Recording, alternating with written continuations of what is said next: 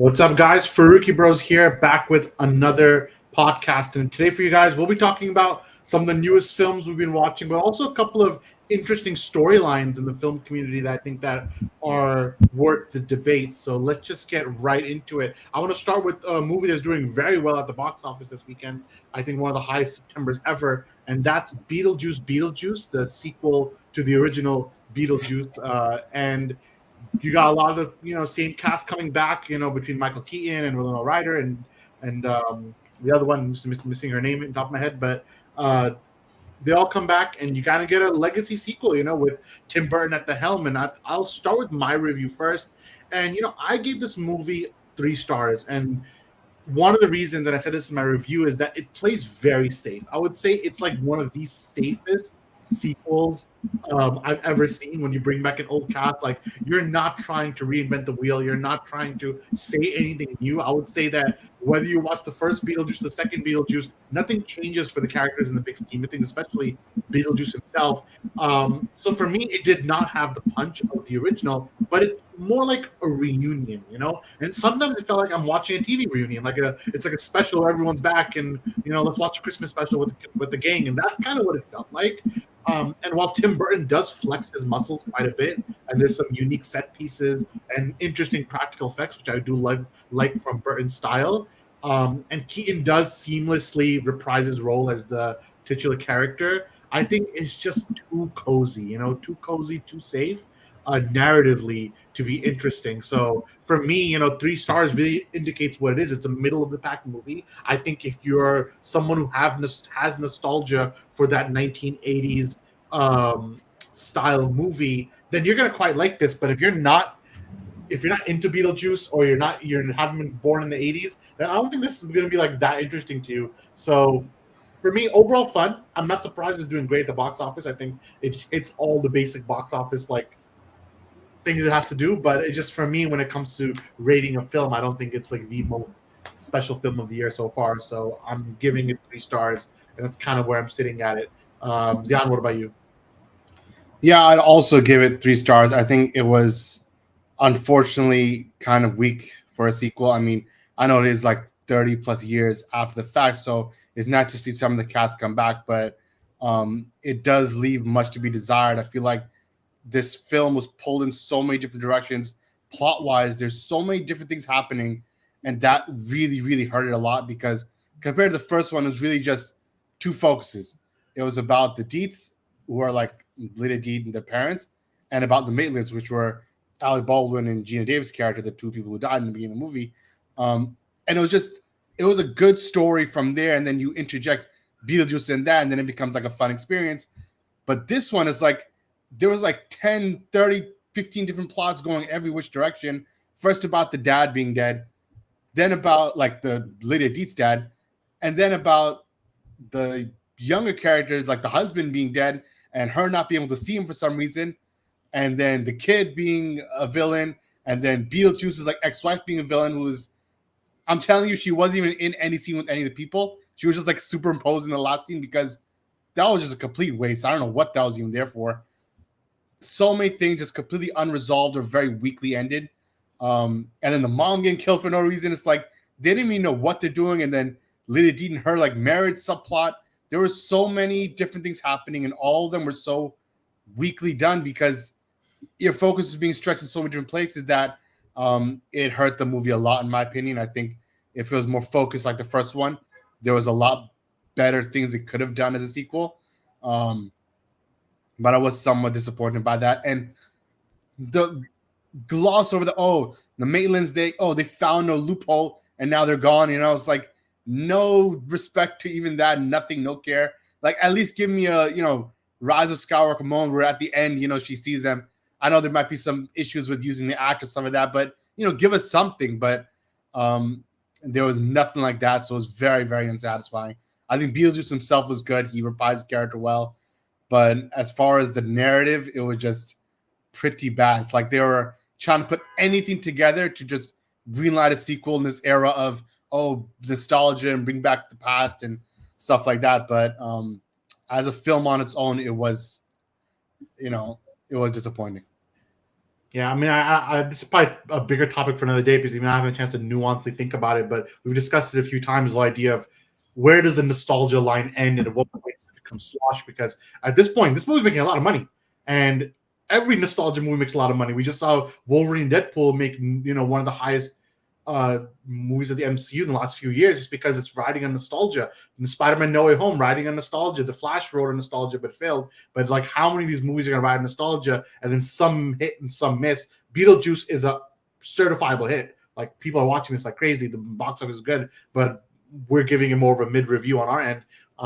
This is interesting to see. I think that's a future nuanced discussion about like. I think for something like Deadpool and Beetlejuice, the one thing that you can say is that no matter the problems, it was just like an enjoyable film. I think that also is part of it. I think that helps kind of get the money up, especially for Beetlejuice, more than the nostalgia. It's just like a dumb fun time at the movies, you know. And it's safe. Like, I think that's what I keep going back to. It's very safe. Like, they didn't try anything. Like, they just trying things and what was going on. Well, let's see. Well, from one nostalgia topic to another, and this one I kind of want to definitely talk about, and that's this new Lord of the Rings movie that's coming out.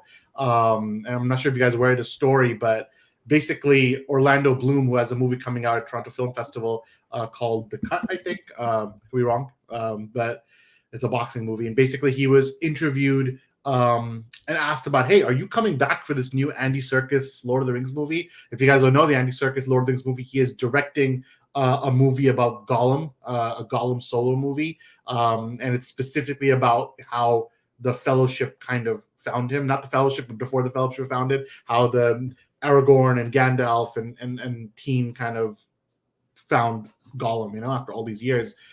So they asked, and there's a couple of active threads on this because Ian McKellen was also asked about it to return as Gandalf, and he said, I will not let anyone else wear that pointy hat as long as I have health, which is funny because I think there's a Gandalf on that Amazon show. But but I think live action space for movies, he wants to return. And then same thing with Vito Mortensen. He said that, hey, it depends on the script. I'm interested in taking on the Aragorn role.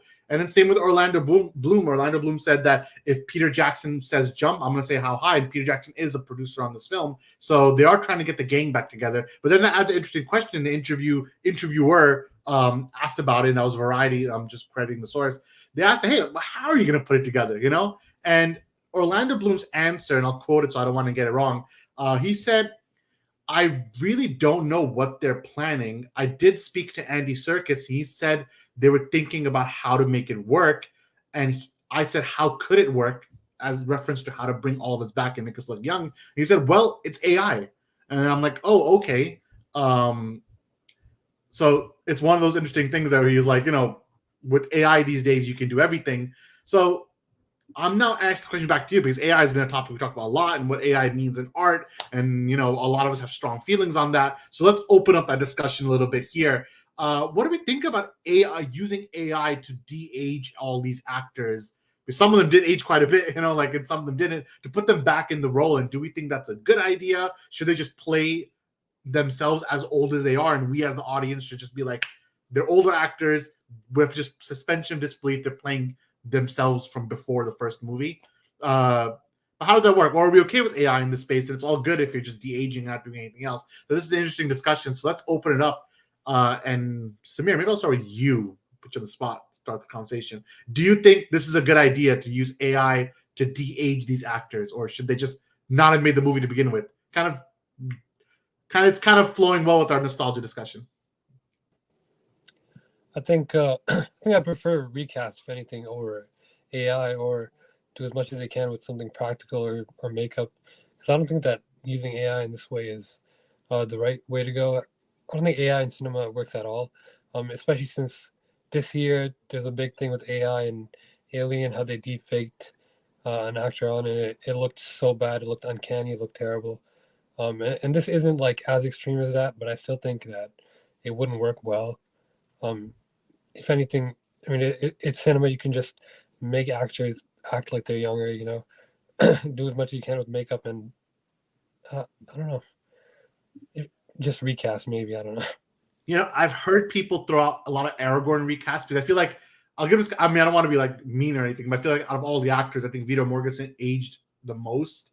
from what he looked like back in the day. Like, I don't think he looks like this anymore. I think he looks a little different. And I don't know how you're gonna put him back in the role and be like, go be Aragorn and just go handle it. Yeah, you can put the wig on, you can put some things on. I know for the Hobbit movies, when they brought Legolas back for that, Orlando Bloom to play Legolas, he did look older, and that was only 10 years after the movies. He did look decisively older, a little more out of shape, a little more not what he used to look like, And that time there was no AI involved. Now we're getting to the point where it's been 20 years since the original movies, and you're gonna have to AI these guys up. And there's been so many examples when this de-aging, like, how do you make it work, and do you use AI to do it or not? Because there's some examples where it just looks so bad when it comes to de-aging. And I'm thinking about the last, I don't know how you thought about it, Jan, but that last Indiana Jones movie, I did not think it was that good. People are talking about it like really good. I thought it looked pretty bad when they made him look younger. And there's other examples too where you just see it, you're like, it is uncanny. And the Aliens movie, the new one, Alien Romulus, that came out, I agree with you when they de-aged that actor. I mean, not even de-aged, he's passed away, and they kind of used him with the family's permission. I don't think it works. And then we just talked about the Flash, like Christopher Reeve, that was just crazy looking. So like, I don't know what they're planning to do with it. But Zian, I want to get your opinion. Like, how are you going to do this? Like, I did hear a lot of people give some good. I don't have it on hand, but some people on Twitter were giving some good ideas of recasts for Aragorn and how to put an actor in that role and still make it look good. But where do you stand on this debate? Well, first and foremost, I'm absolutely against a recast. I'd rather have him look older and the special disbelief. I'd very much prefer that. I think, yeah, it does. AI is not there yet. It does go into the realm of like Uncanny Valley, dystopian, because you have CGI technology that can do it. I feel like if their motivation that, okay, instead of our old techniques of CGI, we'll put in a little bit of AI to kind of make it more fluid or more real. I don't know if that's going to work. I don't know if the technology is there for that yet, because like you said, the examples we've seen have been very weak. I think use practical effects, use makeup, do whatever you have to in that sense. I'm much more for that. And even if it's not, even if they don't look exactly as young as they did back then, that's okay. That's just life. That's not a big problem. Why do you not want to recast? Because we just saw, like, there's a new Galadriel on Amazon, there's a new Elrond, there's a new Sauron. Like, we're seeing recasts already done. So why not just do it again? So who was the other side? Oh, it doesn't matter Sauron, but fine. Galadriel, Elrond, all these actors have other versions. Gandalf. Oh, yeah. If Gandalf can be redone, who cares about Sauron? I'm saying Gandalf is a new Gandalf on screen. I think that I consider those completely separate properties. I do consider the films being one thing, and Lord of the Rings, separate. And if it was my choice, if it's like, oh, the movie's coming back, who should we cast? Hugo Weaving as Elrond or this new guy? I would always say cast Hugo Weaving. Those, in my opinions, are my favorite movies of all time. I consider them the best movies of all time. And even if they're recast for alternative projects like streaming side, for film side, if the option is there to bring back the original and the actors themselves are like, yeah, we're willing to come back, then do what you have to do to bring them back. Well, what about corporate greed? Like, why are these movies even being made? Like, how about this? Here's another argument. Discussion. I'll give you, just by devil's advocate, here's another argument for recast. Why mess up a good thing? Bring these actors back, and this movie bombs, then you messed up the old original movies a little bit. Like, why even work it? Why not just make a whole separate thing? Make a separate thing. I don't think this movie is necessary, but if they're gonna do it, then at least try your best to do it right. I'll put all the pieces back there, and if it doesn't work, it doesn't work. Then lesson learned. You shouldn't have tried. But if they go out of their way to make it different, then you're already shooting yourself in the foot going in my opinion. I know, like, there's a story about The Hobbit. I don't know if you guys saw it on Twitter, but like where Ian McKellen, like the actor for Gandalf, he was crying. He started bawling on set of The Hobbit because he hated the way movies are made. Yeah, because he was in a green box. Okay, what do you think is going to happen now to him? And he's like, oh, I might come back as Gandalf if the money is right, if the script is right and the money is right. I feel so bad. He's like nearing 100. He already got injured. He fell off. He fell recently and hurt his back or his shoulder. Now he's gonna put on the pointy hat, become Gandalf the Grey one more time. And how's he gonna do this? I feel like just maybe it's better to let it go. Like, let's let someone else try something. I feel like their involvement in the plot won't be as extensive. Like, so he was a big part of The Hobbit, but I feel like in this movie they won't be there for that long of a runtime. Compared to Andy Serkis coming back from motion capture. Yeah, if for the lore aspect, I mean, like, it's hard to kind of put this time in perspective because Gollum, he lived such a long time. It's like, how long what part of it do you want to do? But if it's really based on the hunt for Gollum, it's the point at which, after the point where Gandalf knew Bilbo had the ring, and that 17-year gap before he came back to Frodo. In that time, him and Aragorn tracked down Gollum. That's why later on he's always like, "Oh, Gollum's been following us for so long," is because they already have understanding of him. This kind of fills that in. There is canon to go off of from the books, so it's kind of like, how are they going to do it? But you need them back, not for like the whole movie, but for a significant portion. I think at least 20 minutes or so of screen time, maybe. You know, like, let's see how that works. And that's enough. If it's just that long, then do the makeup, do the practical effects, use a little bit of CGI to touch up the edges. Yeah. You don't necessarily have to or use this movie as like, oh, another AI tester to see how it goes. Stick to the old ways, the ways you know best. Do it right, you know.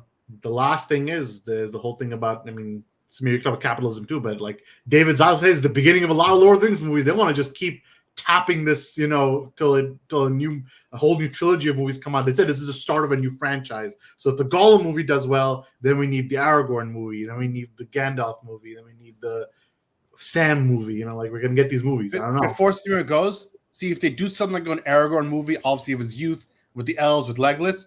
Then I don't mind a recast. But for something like this, there's no reason not to have just Viggo Mortensen back. You know. So what do you make of it, Samir? I think this direction is like a terrible direction to go in, obviously. I think The Lord of the Rings is like a perfect trilogy, and it's just ruining everything. I mean, I like Middle-earth, but I like the whole Tolkien thing, but I think this is not the right way to go. What would you do with Lord of the Rings? What would you do? Like, let's say, yeah, your boss has told you, we need to make something of this franchise. What are you going to do? The problem is why do you have to make something of this franchise now? I mean, they're already doing Rings of Power, and they already put like, it's the most funded show of all time, right? Yeah, well, that's Amazon. This is Warner Brothers. Warner Brothers has a film rights. They're like, hey, we want some of this pie. We want some of the money. We don't. Warner Brothers is the worst. Okay, we know this. I hate Warner Brothers, and I don't like the direction they're going. Yeah, I mean, you could have, like, we saw right now with the new Warner Brothers. The whole play is that we need to hit all of our big guns. So Batman and Superman, they got to get new movies ASAP. Lord of the Rings, we got to go back and make something happen. Harry Potter, we already know we're rebooting that for HBO. So, and Harry Potter went the reboot route. Like, they could have made The Cursed Child. They went the let's just start fresh and start from the beginning. That's because they bombed with Fantastic Beasts. Well, they could have tried and failed. They could have made The Cursed Child, but they chose to just go with fresh. So Lord of the Rings, you could have said, hey, let's start fresh. I mean, I disagree with that. Don't make Lord of the Rings again, because eventually you have to, but not yet. It's too early still. I would say in like 50 years do it. See, that's interesting to say. That eventually you have to. That mentality is like a post-2010s mentality, you know? No, because it's not a superhero movie, you know? It's like saying, oh, let's remake Back to the Future. But Lord of the Rings is not Back to the Future. Lord of the Rings is a seminal book franchise that has so much to it, and even the movies change so much that someone could be like, in the future, let's do a 1-to-1 of the books and actually do it very slow, and you can make like 10 movies off of that if you want to make it really slow. So I'm not saying there is doable. I think Lord of the Rings is doable again. It's just, I feel like it's only been 25 years. It's still too early. I say a little longer. I think you do it. It's like Shakespeare. You have to keep making it. Or never make it again. You have to make it. You know, like, but because it's a book, you know, like, you can do it again. Unlike Star Wars, I feel like you can't redo Star Wars, because like Star Wars is just a movie that you're doing again. That's like, why are you doing it? I agree with that. Like, that's why I wouldn't do Back to the Future. But if it's a book, I would say you can adapt it as many times as you want. But just hopefully, as long as it's not creatively bankrupt, which is what today's movies are like. And this movie is creatively bankrupt. So like, I don't even want to see a Gollum movie, even if I trust Andy Serkis. As a director, he's hit and miss, but I think I can trust him to come back as the character that he created, you know, like as a on-screen rather. So let's see. I don't know. All I know is that they want this vibe again. I don't think movies are made like this, and The Hobbit is a good example. That was with everyone back. That's with Peter Jackson as the director, and it didn't look half as good. So I don't know. Yeah, and Fatma's also jumping in that she's been loving the new season, Rings of Power, or at least giving it its time. Yeah, I think Rings of Power season 2 has been pretty good. Like, I'm enjoying it. I'm enjoying it as well. Just, I don't know what Warner Brothers is going to do with these new movies. That's what I'm mostly concerned about. So let's go from Lord of the Rings to an anniversary, and that's Batman the Animated Series, which just entered its 32nd anniversary, which makes me personally feel old. I'm not 32, but like it's just same era, and I wanted to ask a simple question. I mean, we could talk ad nauseum about, do we like the show? And now obviously there's a new Batman show out with Bruce Timm and gang. But the question is this: is this still the GOAT adaptation? And if you don't believe it's the GOAT adaptation, do you think that we're overhyping Batman the Animated Series? That's like the two kind of strains of questions that we can throw out there. So, Zion, you're the resident Batman fan. So I'm going to start with you. It's the 32nd anniversary of Batman the Animated Series. Does it still hold up as the GOAT? It absolutely still holds up. And I think the new Cape Crusader show kind of feeds into that, because over the years, there's been so many, not even animated, but live action, animated, everything, animated film, all types of medium. But when you look at Batman the Animated Series, it's really, I know people throw the word or the phrase around, but it really is the gold standard. I mean, every single character, aside from maybe Catwoman, I think was done absolutely perfectly. And it's like, when I'm watching all these new iterations, I appreciate them taking these characters into different places, but I always kind of hark back to, Batman the series did it this way, and they did it so perfect. It's like, this is what it is. This is how I feel the characters are when I'm seeing any piece of material in a comic or in any other type of medium. I'm thinking that, they should do it that way. They should recreate it that way. Even though obviously I appreciate people doing, their own renditions as well.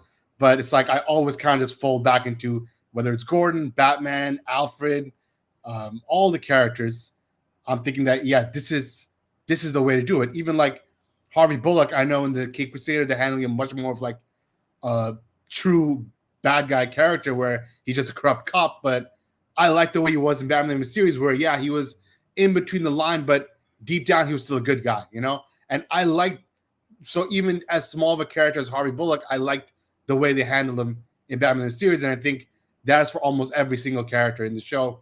So I kind of always just fall back onto that when I'm watching a new iteration. I'm thinking, how does it, what inspiration did it take from Batman the series, or how does it make me relate back to that? Because that for me is just the perfect iteration in almost every way. So I think it's still the GOAT. I think it is still untouched in terms of Batman iterations, and that is always the one I kind of hark back to when I'm thinking that, what is the perfect version of Batman? This is it. Am I frozen on screen? You were for a second, but now not. Yeah, my laptop is bugging right now. Okay, let me just resync. All right, good, it's working. Samir, this is the good thing about like age gap, because you're not part of that generation. Like you didn't grow up in the 90s. So Batman series, you have interactions with it, but it's not like in the past. We've discussed it already many times, but when it comes to our animated shows, your Batman show you grew up with was the Batman from the 2000s, which is a whole different interpretation. But when you look back at the animated series and Kevin Conroy and like what that era was, do you consider it the gold standard? You're like, nah, it's good, but I don't know what these guys are saying. When I do see it, which I haven't seen all of it, but I've seen parts of it. When I do see it, I think it is the gold standard, even though the Batman is really, really my thing. But this character, that is the peak version of Batman. I think it's pretty widely agreed on.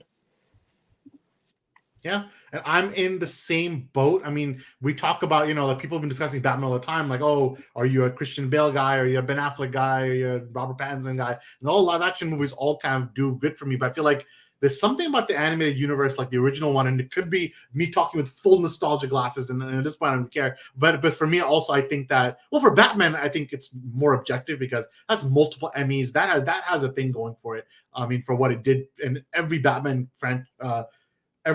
going forward, except for maybe the Nolan version, I think takes inspiration from it. I would say a lot of Batfleck took inspiration from Batman series. I think Robert Pattinson's version also takes some inspiration from Batman Mask the Phantasm. So I think there's a lot there that kind of gives heed to that. Is it the GOAT? Well, the answer is yes. So I would say it is the GOAT. Is it still the GOAT? I would say, yeah, it's still the GOAT too. And will it ever be topped? Possible, but I think if you're a 90s kid, it is what it is. And it's not just the anniversary for Batman the Animated Series, because on Friday it was the anniversary of Superman, the animated series, also. So I'm in the same boat there. Maybe it doesn't have the same staying power as Batman from a cultural pop culture standpoint, but for me, this is also the GOAT interpretation of Superman. So the fact that Batman and Superman both have their anniversaries, the animated series, that's I mean, you see back there, yeah, there it is, yeah. I have my cell from the original show, so I'm a big nostalgia guy for those things. But for me, still the GOAT. Cool. So I want to touch on one quick, somewhat serious thing, and before we jump into our final topic, and that's something that's happening in the film community. So if you guys are aware of the organization Artists for Ceasefire, this is a bunch of Hollywood actors and producers and directors who are part of an initiative who've been asking for ceasefire this whole time. But just yesterday, in a story from Variety, Mark Ruffalo, Mahershala Ali, Cynthia Nixon, and among other stars, have now put an additional letter to halt illegal weapon transfers to Israel, and the initiative is called Enough is Enough.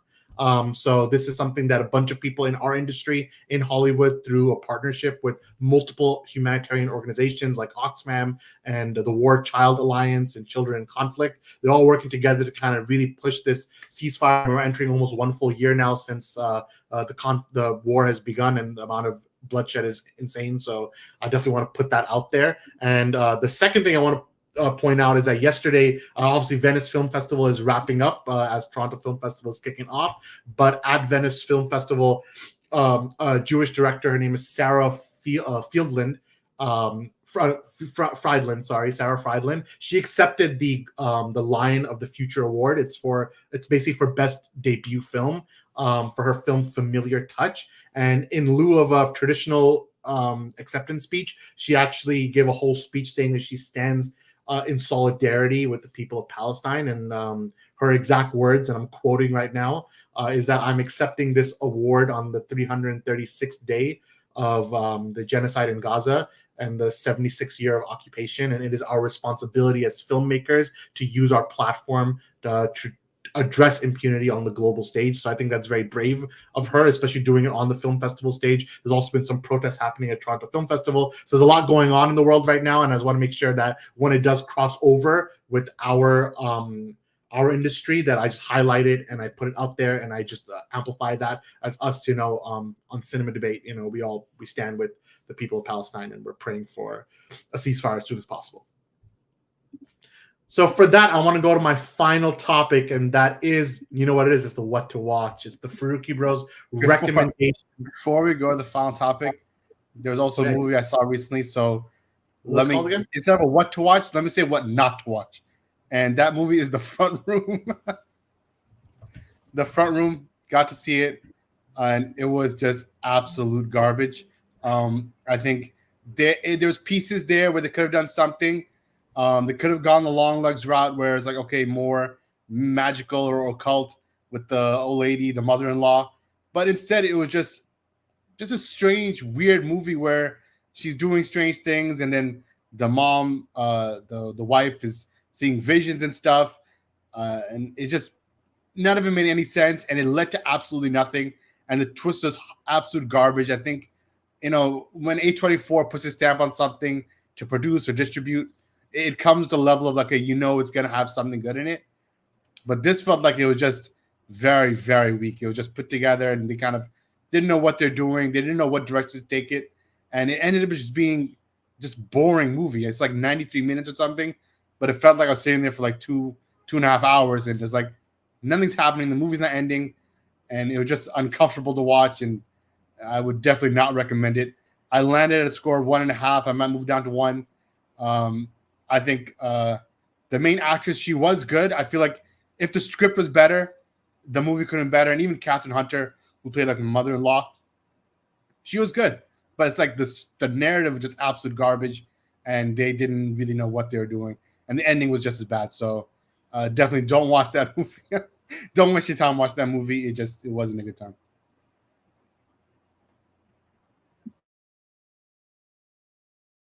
You're mute.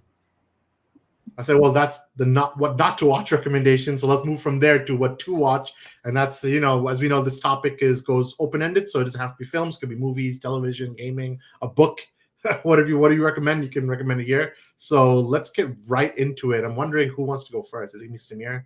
We're putting Samir on the spot. Samir's not ready. So Zian, are you ready? Good. Or you're not ready either? I guess there's two movies I can recommend.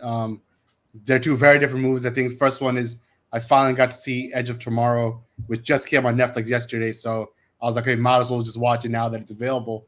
And it was a lot of fun. I think I always knew that it had to do with like some kind of time loop and stuff like that. But and I'm a big fan of any type of like time related, time loop, those kind of movies. So this it was a fun movie. It was Tom Cruise and Emily Blunt, and I think it was just an interesting movie seeing like the day repeat over and over as Tom Cruise died and they're trying to beat like this alien invasion or something. And it was just handled in a very interesting way, and it was just engaging and fun to watch. And now it's on Netflix. I definitely recommend seeing it. And I think I remember hearing about it earlier of like interviewed Tom Cruise, something like that, where or Christian McQuarrie or something like that, where they're like, oh, if there's like a possibility for a second movie or something like that, then they wouldn't mind Joe going into it. But I think as just a standalone, it was just a fun action movie with a time element in it. So I think it's just a nice, good time where if you have time, just waste. It's on Netflix. Go check it out.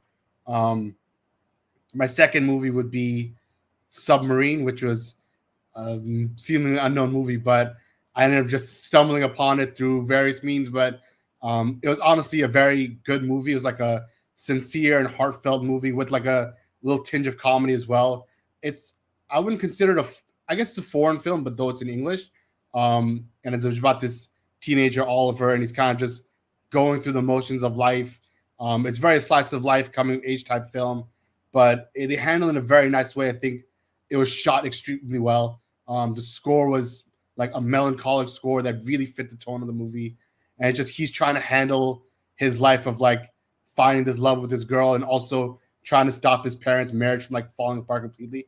So it was just a nice, chill movie, but with like a somber tone, with like somber, melancholic, plus a little bit of like humor in there, like a lightheartedness. So it was just a very interesting film, and I actually ended up enjoying it a lot. So that also movie, if that's type of your more your speed rather than action film, then definitely check that out. I know a lot of people probably haven't heard of it.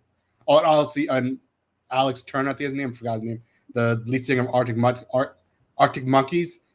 He was like the guy who did the whole soundtrack for it, and I think the songs he did really kind of fit the mood of the film, and they were like it only amplified kind of the emotion of the film. So I thought that was really nice as well. Samir, what about you? For my score, I gave both those movies 4 out of 5. Well, you got 2 what to watch from Zion then. So Samir, give 1 at least. I guess I'll also give 2 then. Recently, I finally saw a fairly recent movie that did pretty bad critically and pretty bad for the audience, but I really liked it. And that was Damien Chazelle's Babylon. I thought it was probably a perfect movie, one of the best movies about Hollywood, and I think it's one of the biggest. Margot Robbie for the Oscars. I think Margot Robbie should have won Best Actress for that, and I rated that movie 5 out of 5. But because it's like over 3 hours, I'll give a second movie because it's kind of daunting to watch that. The second movie I'd recommend is I'm Thinking of Ending Things by Charlie Kaufman, which is a very popular book. I think it's fairly popular when it came out, and that is a crazy movie that I'd recommend for sure. And I gave that a 4.5 out of 5. Well, there you go. You have some movies on both sides. Is Charlie Kaufman the same one that is like part of the actual Kaufman family, like the one that's like in Astoria Studios also? I don't know. Got to do research on that. But for me, I'm recommending Men in Black. That's right. So Men in Black 1, I recently was stumbling across some YouTube clicks. Oh, first for Babylon, Fatma doesn't agree apparently. So there you go.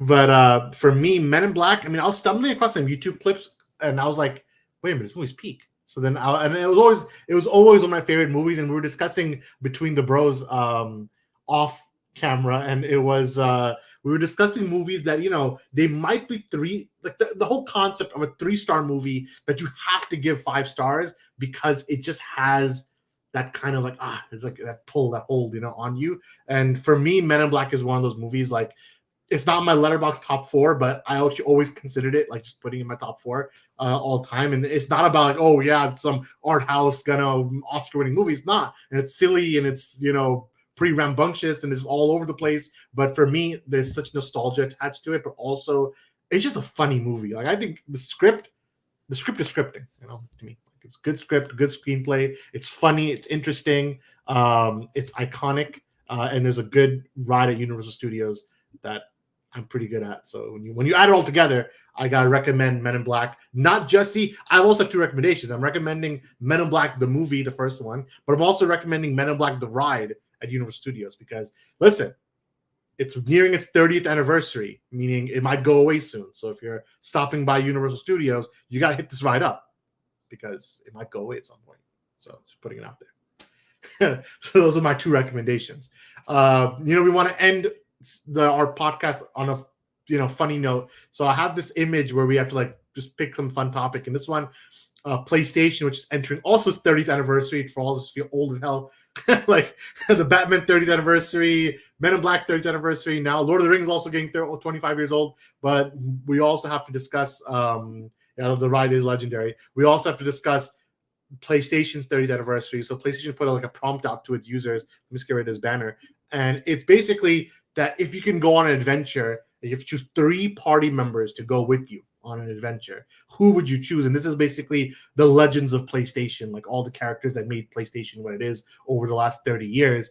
So I want to put out the question to you guys. I mean, if you could bring 3 people with you on an adventure, I mean, who are we choosing? And this is a very interesting question because are we just choosing 3 strongest? Are we doing like a hierarchy of power, or are we doing who we like to go on an adventure with, who's like a vibe, because, and number 3 is who our favorite 3 characters are. All of them have different answers, but I want to put it out there, and maybe I'll go first.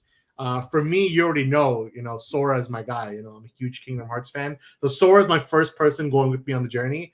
My second person going on the journey would be probably Cloud. I thought about it because Cloud's really Xian's guy. I was like, should I take him also? Maybe I'll take him on the journey. But Sora and Cloud, I think they're good friends. They know each other. So me, Sora, Cloud, and me, a third guy. And I might just take Ezio with me because, it's kind of cool. He'll increase the aura of the team right away. So I'll bring those 3. Those are the 3 that are coming with me on the journey: Sora, Cloud, and Ezio. Xian, who's coming with you on the journey? I think for me, my first 2 are identical: Sora and Cloud. I mean, they're the goats. You can't mess with them.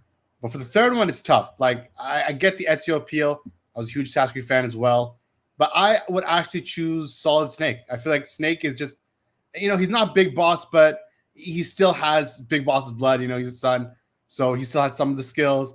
He has all the tech, all the gadgets. He's very capable. So I think he'll add that element of leadership, that Cloud and Sora desperately need. I guess that's a good point. I mean, if I was picking like just the strongest, I'd be like, yo, swing Kratos. Yeah, Kratos is crazy. Sora's pretty powerful, I would say, in the group. Is if you pick H3 Sora. The third guy, who's third? Like, I guess Crash Bandicoot's kind of OP. I mean, I don't know. I don't know, but I think it's kind of OP. But Samir, if you had to pick 3 characters going through the journey, who's coming? I think I'd also go with Sora and Cloud, and then I think Crash Bandicoot. And also, I'll tell you what Umar would pick. I'll tell you Umar's picks right now. He takes Sackboy, he takes Crash, and he takes Sly Cooper for sure. Those are his 3 for sure. There you go. I feel like if Daxter came with Jack, like Jack and Daxter together, that'd be a cool combo. Like bring Jack and Daxter. Also, I think the vibiest trio, like just a trio of vibes, would be Crash Bandicoot, Spyro, and Ratchet and Clank. Like it'd just be vibes. Like we have to show Spyro some love here, Then there's a depressing trio, like who I don't want to take. Imagine being in a Nightmare Blunt rotation with Ellie, Leon, and Dante. I mean, like who wants to be in that room? Actually, in reality, Dante and Leon, they're actually chill characters. But yeah. Ellie, depressed beyond depression. Yeah, I mean, I guess put Ellie with Kratos. They're both depressed. That's true. Yeah, Kratos, like you want him for power, but that's about it. Then who's the person you least want to be with? Don't put A because I don't know who he is or where he's from. Who would you least want to be with in an adventure? Like I don't want this guy. He's ruining the flow. Probably Nathan Drake. Hate that guy. What's your problem with Nathan Drake? He kills the vibe. I don't know. I guess he's a vibe. No, he doesn't have the aura. He doesn't have the aura that any other character has. I would say he's probably lower on the aura scale in this thing. I feel like I don't know. Snake would not be that great to be with, but he'd be like just shouting conspiracies, the lolly lilo, and I was like, what's going on? Yeah, lolly low. I don't know what he's saying. So I'd be confused. But these are the characters, I think Sora would be the most fun. He's like a nice guy, Yeah, Sora's the only one will actually have you back. Like he will kill himself to save you. Yeah, it's true. The rest of them might just be frauds. Yeah. That's true, actually. Who would save me in this scenario? I guess Sackboy. He'd probably go down with the ship. He probably would. What can Sackboy do? No, but he's him. We don't know what we do. You can jump on a button if you need him, but that's it, Bro, you can do it. Abe, I don't know what game he's even from, let's be honest. Yeah, I don't know either. Laura Croft, Aloy. Parappa, there's someone on the FRQ squad that loves Parappa, but there you go. Well, what do you guys think about Beetlejuice, the new Lord of the Rings movie and the debate around AI? I'm very interested in this debate. I think we're going to be having it much more often through the end of this year and next. So let's keep a pin in that topic going forward. And then there's the 30th anniversary of Batman the Animated Series. Superman's entering its 28th, 27th. And then let us know if you have any what to watch recommendations. From myself, from Zion, and from Samir, we're the Farooqi Bros, and we'll see you next time. Peace out.